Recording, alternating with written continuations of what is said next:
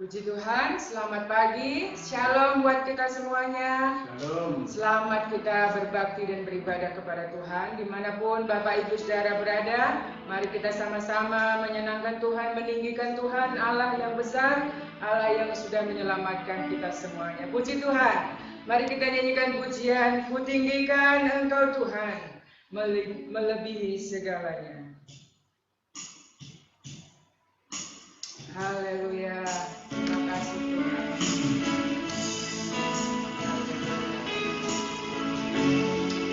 Amin, haleluya.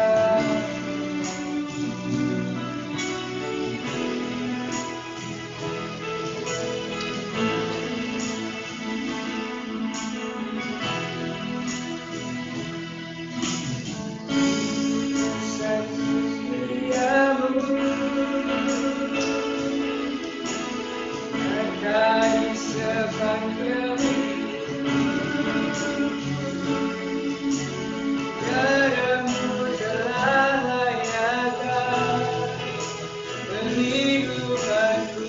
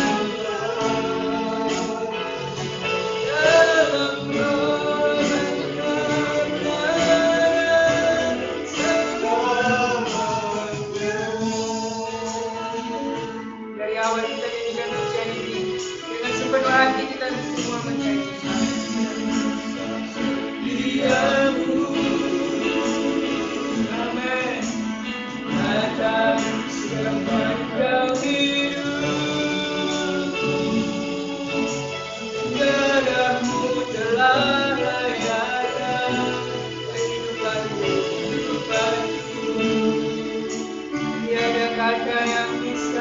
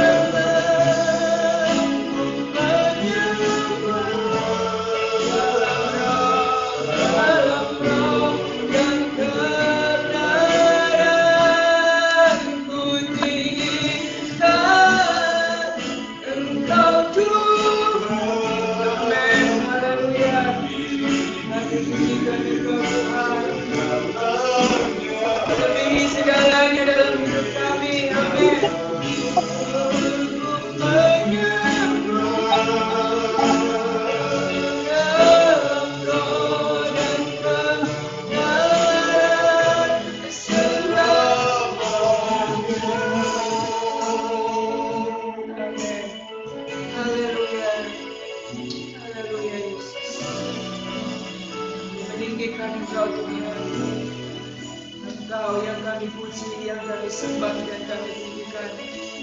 Engkaulah segalanya dalam hidup kami ya Bapa. Engkau Tuhan yang sudah membenarkan kami, yang sudah menebus dosa kami, yang sudah menyelamatkan jiwa kami ya Bapa. Terima kasih buat kebaikan-Mu sampai hari ini. Kami ada sebagaimana kami ada.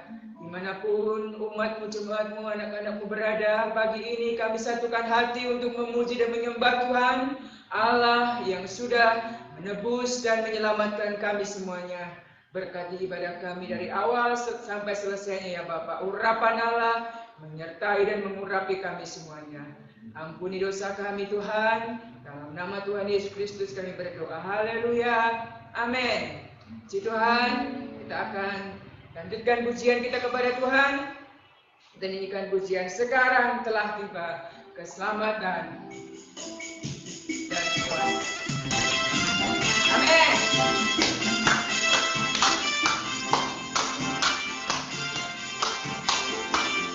Haleluya. Amin. Sekarang telah tiba keselamatan dan kuasa. Amin. Haleluya. Dan pemerintahan Allah kita, kuasanya yang diurapinya, karena telah dilemparkannya pada pendakwa kita sekarang. Sekarang telah tiba, amin, keselamatan dan kuasa. Haleluya. Dan pemerintahan Allah kita, kuasanya yang diurapinya, karena telah dilemparkannya pada pendakwa kita oleh darah Anak Domba. Amin. Oleh kesaksian kita. Haleluya. Iblis dikalahkan, kuasanya dihancurkan oleh darah Anak Domba. Oleh darah Anak Domba. Oleh kesaksian kita, iblis dikalahkan. Iblis dikalahkan, kuasanya dihancurkan oleh darah Anak Domba. Oleh darah Anak Domba. Oleh darah Anak Domba. Haleluya. Segala kemuliaan bagi Allah kita, Allah yang berkuasa dan mampu menyelamatkan kita semuanya. Puji Tuhan.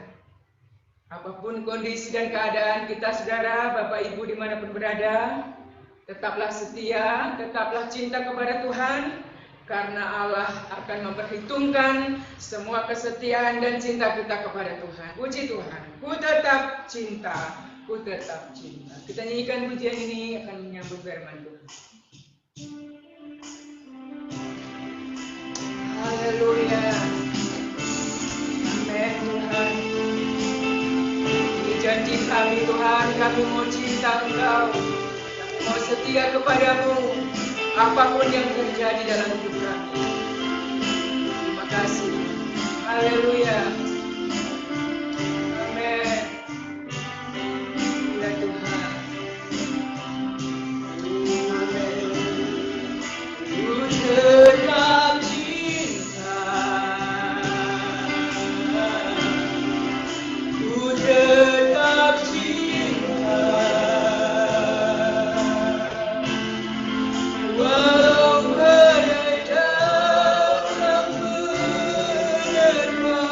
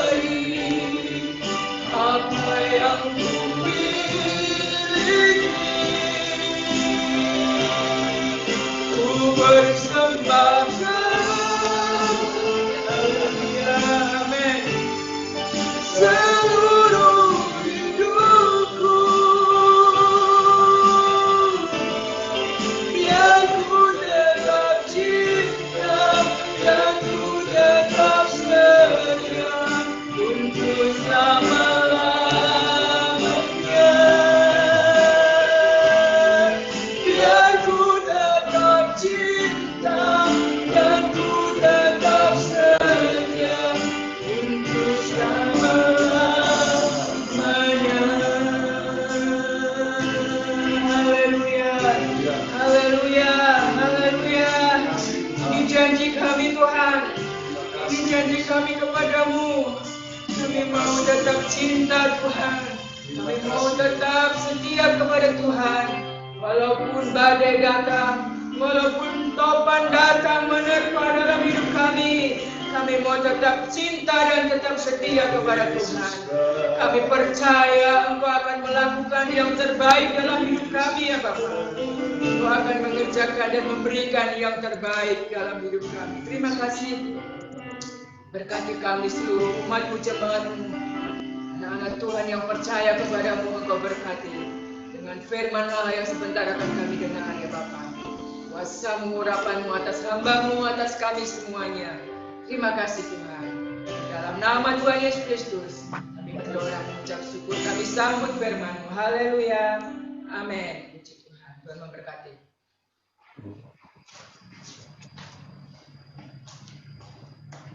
Selamat pagi Bapak Ibu Saudara yang saya kasih dalam Tuhan. Salam bagi kita semua.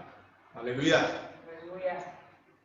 Pagi hari ini saya ingin menyampaikan firman Tuhan, masih tindak lanjut dari apa yang saya sampaikan minggu yang lalu.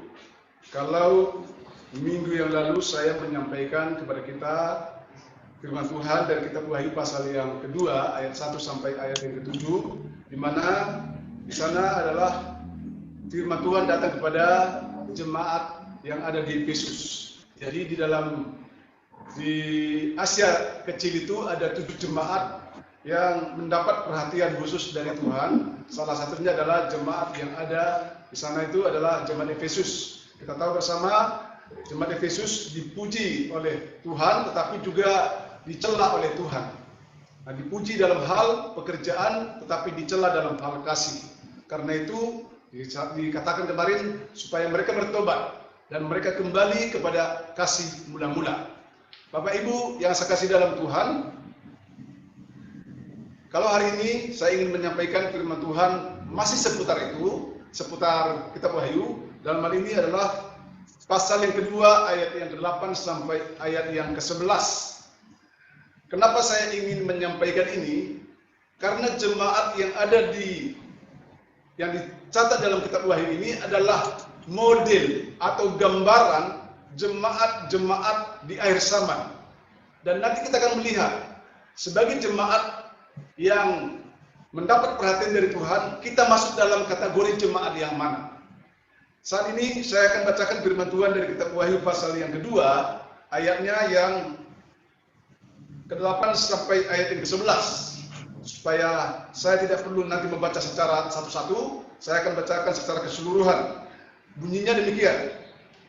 Kepada jemaat di Smyrna, dan tuliskanlah kepada malaikat jemaat di Smyrna, inilah firman yang awal dan yang akhir, yang telah mati dan hidup kembali.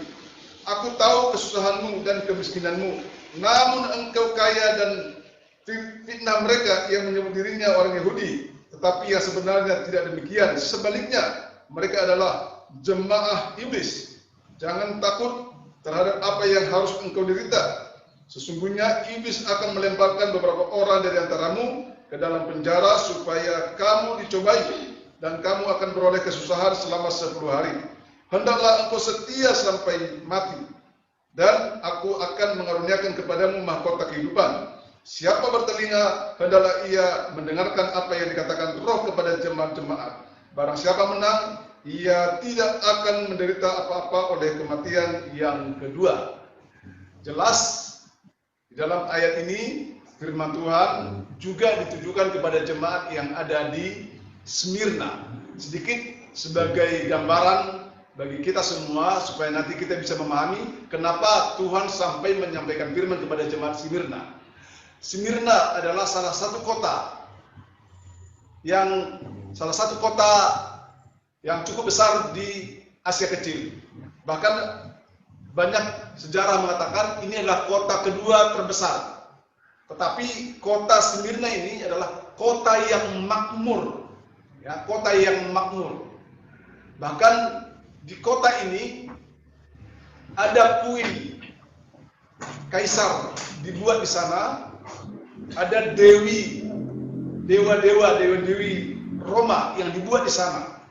Sehingga jemaat yang ada di sana atau masyarakat yang ada di Smyrna, selain mereka makmur secara materi, bahkan di sana banyak keindahan yang disuguhkan kepada masyarakat itu, sehingga mereka merasa nyaman, merasa enak, merasa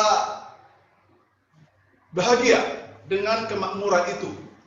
Dan itu mendorong mereka untuk tetap setia kepada pemerintahan Roma yang sudah memberikan mereka kesejahteraan, dan akhirnya pemerintahan Roma membuat kuil di sana untuk disembah oleh masyarakat yang ada di Smyrna.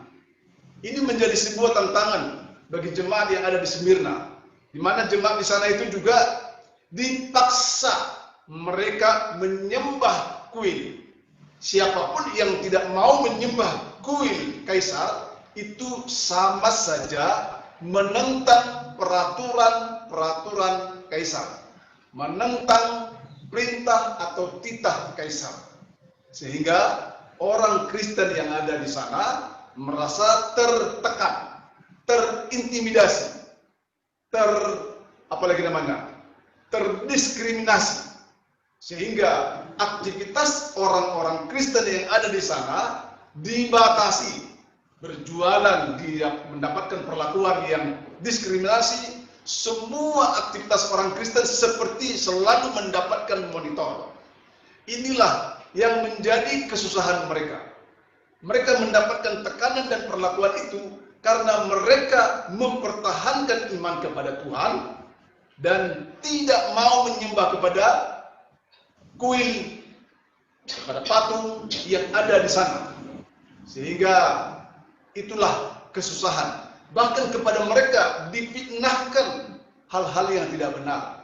Bapak Ibu yang saya kasih dalam Tuhan, hidup yang saya dan saudara inginkan, kalau bisa, hidupnya tenang, hidupnya diberkati oleh Tuhan, hidupnya bahagia, sukses. Tetapi pepatah mengatakan begini, langit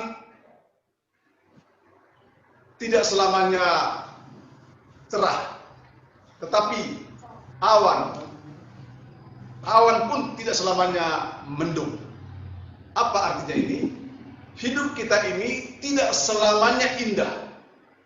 Saya dan saudara ada di tengah-tengah dunia ini. Kita berbenturan, berinteraksi, berkomunikasi dengan banyak karakter manusia. Ada yang bisa memahami kita, ada yang bisa menerima kita. Tetapi sebaliknya, ada juga orang yang tidak suka dengan kita. Bisa disebabkan karena kita punya kelebihan, kita punya kekayaan, kita punya keyakinan, sehingga ada orang yang sengaja tidak suka terhadap kita. Dan ini menjadi salib bagi saya dan saudara. Karena itu, seperti firman Tuhan sampai kepada jemaat Smyrna, saya ingin sampaikan 4 hal. Bagaimana jemaat Smyrna ini menerima firman Tuhan, dan firman Tuhan ini wajib untuk ditindaklanjuti supaya mereka tidak sia-sia memperjuangkan, mempertahankan imannya kepada Tuhan. Yang pertama adalah ayat 8, dan tuliskanlah kepada malaikat jemaat di Smyrna, inilah firman yang dari awal dan yang akhir, yang awal dan yang akhir, yang telah mati dan hidup kembali. Jadi Allah yang menciptakan langit bumi serta isinya, Allah yang awal dan yang akhir. Artinya Allah sudah ada sebelum dunia ada. Bahkan Allah yang menciptakan manusia dengan segala isinya. Jadi tidak ada satu manusia pun yang berhak mengklaim dia lebih dari segala-galanya. Termasuk masyarakat Smyrna. Mungkin mereka merasa kemakmuran yang mereka peroleh dari kaisar membuat mereka menjadi sombong, membuat mereka lupa sebenarnya semua itu adalah pemberian dari Tuhan. Akhirnya mereka menjadi sombong. Masyarakat di situ. Dan kesombongan itu mempengaruhi sikap mereka kepada jemaat-jemaat yang ada di Smyrna. Saudara yang saya kasih dalam Tuhan, Paulus memang pernah mampir, ya. Menurut beberapa catatan, Paulus pernah mampir ke Smyrna dalam perjalanan penginjilan yang ketiga. Dan jemaat di sana tidak hanya dari kalangan non-Yunani, tetapi orang-orang Yahudi juga. Jadi Allah datang ke sana dengan kekuasaan penuh. Jadi tidak ada seorang pun yang mampu dan boleh mengklaim dia lebih dari Tuhan. Karena siapapun yang mengklaim dia lebih dari Tuhan, termasuk seorang kaisar yang menguasai dunia, dia akan berhadapan dengan Allah itu sendiri. Karena Allah juga yang menciptakan manusia. Baru yang kedua, Allah itu mengerti. Kalau kita baca dalam ayat yang ke-9, aku tahu kesusahanmu dan kemiskinanmu, namun engkau kaya, dan fitnah mereka yang menyebut diri orang Yahudi, tetapi sebenarnya tidak demikian. Sebaliknya, mereka adalah jemaah iblis atau jemaat iblis.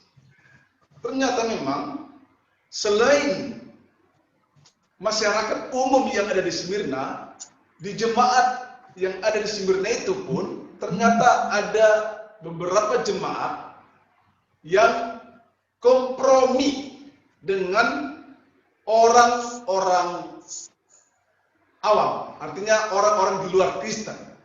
Mereka mengkompromikan duniawi dengan surgawi.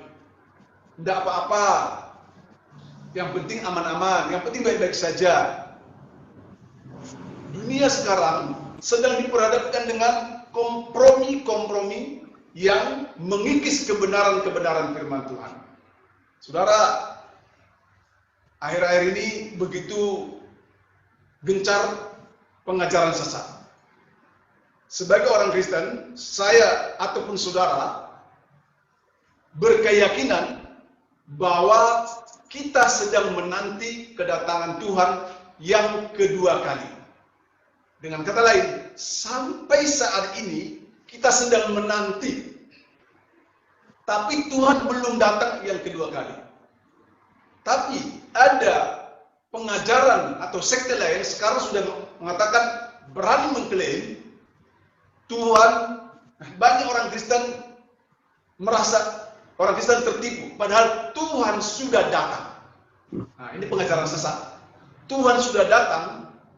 Dia adalah Tuhan yang Maha Kuasa, yang sudah datang dalam wujud perempuan dan sedang berada di Cina. Jadi Tuhan itu menjelma menjadi wanita Cina, namanya Yang siapa begitu. Dan orang ini memberikan pengajaran, tidak perlu lagi kita menunggu Tuhan karena Tuhan itu sudah datang. Jadi ini pengajaran. Hati-hati saudara, jangan sampai kita kompromi dengan hal-hal yang duniawi. Jadi Allah itu mengerti. Dikatakan, aku tahu kesusahanmu. Kesusahanmu. Kesusahan orang-orang atau jemaat itu apa? Saudara, kesusahan jemaat yang ada di mana di Smyrna itu, seperti yang saya katakan tadi di awal, bagaimana jemaat itu mendapat perlakuan dalam segala hal. Berdagang mereka mendapat diskriminasi, apalagi beribadah mereka mendapatkan diskriminasi. Karena mereka mempertahankan imannya. Itulah kesusahan mereka. Itulah kesusahan mereka. Bahkan kepada mereka difitnah banyak hal. Bahkan yang paling memprihatinkan, fitnah itu datang dari internal jemaat yang suka kompromi dengan dunia, yang mengklaim mereka adalah orang Yahudi, tetapi sebenarnya bukan. Tapi Alkitab mengatakan mereka adalah jemaah iblis. Jadi saudara, sebagai jemaat di tengah-tengah ibadah, di tengah-tengah perhimpunan kita, maksud dari jemaat Yahudi bukan secara lahiriah saja. Artinya orang itu pengikut Tuhan, tetapi hidupnya tidak benar. Dia mengkompromikan hal-hal duniawi dan hal-hal yang surgawi, hal-hal duniawi dan rohani. Tapi ketika ada orang yang mempertahankan kebenaran, mereka itu malah difitnah. Mereka itu malah dikucilkan. Bahkan mereka tidak sungkan-sungkan, tidak segan-segan. Mereka itu justru menyerahkan orang Kristen yang sungguh-sungguh di dalam Tuhan, diserahkan kepada penguasa untuk dipenjarakan. Makanya firman Tuhan yang berikutnya dikatakan, yang ketiga, Allah itu kekuatan kita. Karena begitu besarnya ancaman yang mengancam jemaat, mengintimidasi jemaat, firman Tuhan juga datang kepada mereka. Jangan takut. Ayat 10. Jangan takut terhadap apa yang engkau derita. Sesungguhnya iblis akan melemparkan beberapa orang dari antaramu ke dalam penjara supaya kamu dicobai dan kamu akan beroleh kesusahan selama 10 hari. Jadi saudara, ketika situasi seperti itu, firman Tuhan datang yang menguatkan. Makanya tadi dikatakan Allah itu kekuatan kita. Jadi pada saat kita sedang mengalami kesusahan apapun bentuknya, seberapapun besarnya, tidak ada alternatif yang dapat kita andalkan untuk membuat saya dan saudara menjadi kuat, bertahan di dalam Tuhan. Apalagi seperti sekarang ini, kita tahu bersama begitu banyak kesusahan yang dialami bukan saja dari kalangan Kristen, orang di luar Kristen pun banyak yang mengalami kesusahan. Tapi yang menjadi perbedaannya adalah sikap ketika menghadapi kesusahan itu. Sekarang banyak orang Kristen mulai cuek, sudah mulai abai tentang pertumbuhan rohaninya, sibuk untuk memenuhi kebutuhan hidup, tetapi lupa sang sumber pemberi kebutuhan itu adalah Tuhan. Kalaupun suatu saat kita mungkin abaikan Tuhan dan kita fokus melakukan pekerjaan untuk memenuhi kebutuhan hidup, dan ternyata kita sukses, tapi kesuksesan tidak ada artinya kalau kita mati dengan sia-sia. Makanya penulis kitab Pengkhotbah mengatakan segala sesuatu sia-sia tanpa Tuhan. Yang terakhir, Allah itu setia. Maka karena itu dikatakan, hendaklah engkau setia sampai mati, dan aku akan mengaruniakan kepadamu mahkota kehidupan. Setia sampai mati bukan berarti biar kamu tetap iring Tuhan sampai mati, bukan. Tetapi yang dimaksud di sini adalah setia sampai mati untuk mempertahankan iman, taruhannya nyawa sekalipun, kita tetap harus setia. Karena itu doa dan harapan saya, seperti jemaat yang ada di Smyrna, mereka diingatkan oleh Tuhan, jangan takut dan tetap setia sampai mati, karena ada mahkota kehidupan yang diberikan kepada mereka. Karena itu saudara-saudara, mari saya mengajak kita bersama, jangan abaikan dan jangan tinggalkan Tuhan pada saat COVID seperti saat ini. Jangan engkau jauh dari Tuhan, nanti iblis akan masuk kepada kita. Dengan berbagai cara, berilah waktu kepada Tuhan. Tuhan Yesus memberkati kita semua. Kita akan masuk di dalam perjamuan kudus. Namun sebelum perjamuan kudus, saya akan bagikan roti dan anggur mewakili semua jemaat. Karena keterbatasan tempat dan ruang, maka kami akan mewakili jemaat yang ada dan siap untuk menerima perjamuan kudus. Imani saja perjamuan kudus hari ini.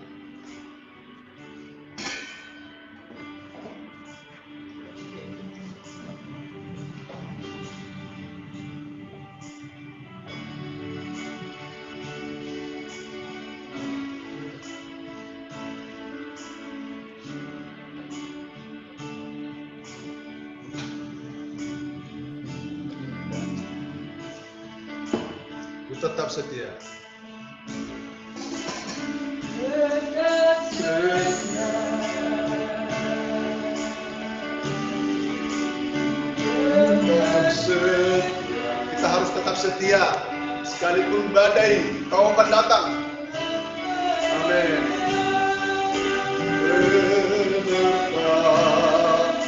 Tetap cinta. Tetap setia. Tetap setia.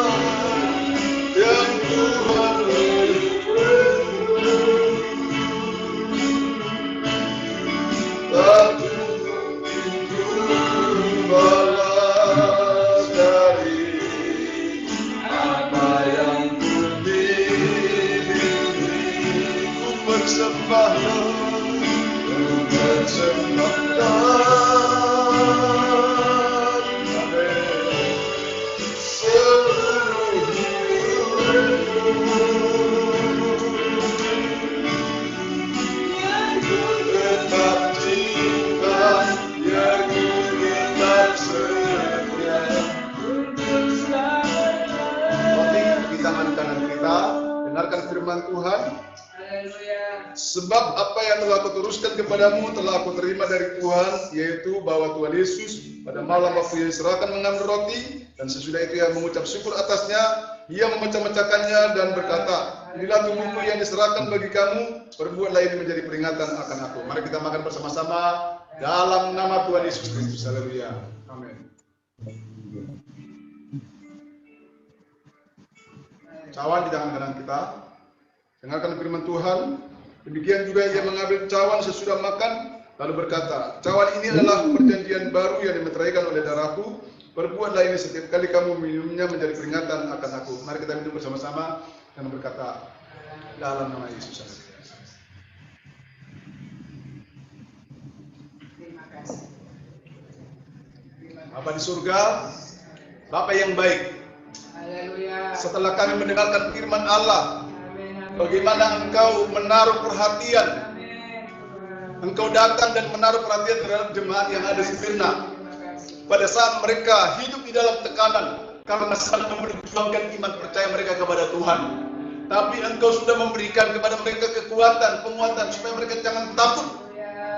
Namun tetaplah mereka setia sampai mati. Sekalipun taruhannya adalah kematian atau nyawa.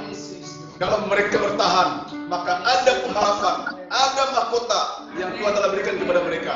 Itu jugalah yang kami harapkan kepada Engkau lakukan kepada kami. Di tengah-tengah kondisi saat ini, kami banyak kesusahan. Kami percaya, kami tidak perlu takut. Karena Allah mengerti dan Engkau mampu melakukan perkara yang besar kepada kami. Dimanapun anak-anak Tuhan berada, Tuhan kiranya tolong, Tuhan kiranya berkati, dan Tuhan kiranya pelihara mereka. Sehingga saat-saat seperti saat ini, Tuhan tidak pernah meninggalkan kami. Berkati firman-Mu, berkati kami semua. Kalau ada yang sakit, jamah sembuhkan, yang susah hiburkan, yang kekurangan Engkau datang mengadakan apa yang mereka perlukan. Terpujilah nama Tuhan. Ini doa kami sampaikan dengan pengucapan syukur dalam nama Tuhan Yesus Kristus. Saudaraku, terimalah berkat, anugerah damai dan sejahtera dari Allah Bapa, cinta dan kasih sayang dari putranya Yesus Kristus, serta persekutuan dalam Roh Kudus menyertai memberkati kita dengan segala yang baik mulai hari ini sampai selama-lamanya. Dalam nama Tuhan Yesus Kristus. Haleluya. Amin. Selamat pagi. Haleluya. Shalom bagi kita semua. Tuhan Yesus memberkati. Sampai ketemu di minggu yang akan datang. Shalom, terima kasih Bapak Pendeta. Apa saja yang ada di situ? Ya, halo Siska. Ayo semua sini. Ya ada. Bapak Siska, Alfred, Halo, Cindy, Siska. Halo, Yonis, Bapak. Reka, Beta. Halo, Yonis. Nggak tahu yang lain di mana. Mungkin tampilkan dulu videonya, dibuka videonya masing-masing. Halo. Maaf Bapak nggak bisa lagi. Ya, halo Cindy. Halo. Siapa tuh kok ada gadis? Cindy, Samping Cindy. Cika. Oh, Cika. Ada gadis ya? Ya. Siska, Yonis, Alfred, Beta, Reka. Halo Yang Bapak, lainnya. halo Ibu. Ketemu tahun depan, minggu depan. Ya. Bapak Mama, kita screenshot dulu. Ya. Oke, Tuhan berkati. Ya. Tuhan berkati. Si apa ini? Jessica. Kalau sudah ada waktumu, kamu bisa latihan di sini. Ayo, kita latihan. Main keyboard.